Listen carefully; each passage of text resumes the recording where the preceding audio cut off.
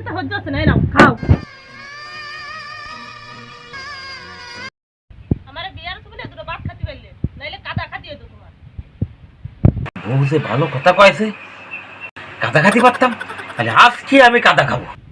শেষ বেশ আমারে কাদা খাতি হবে, জীবনটা তামাশা হয়ে গেল।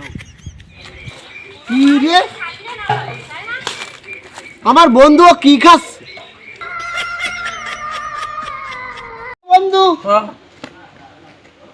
তুই কাদা খাচ্ছিস কেন? আর কোশনে বন্ধু, বউডাই আমারে এমন একটা কথা কইলো। কি কইছে?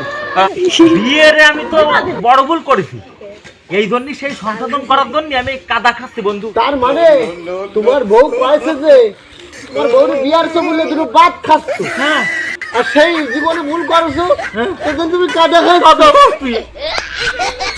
তাহলে এই ব্যাপার। এ আব্বা, তোর মা রাখতে কাপড় কাচছে। দেখা তো ফলের কাণ্ড। আমি কেন মরি না?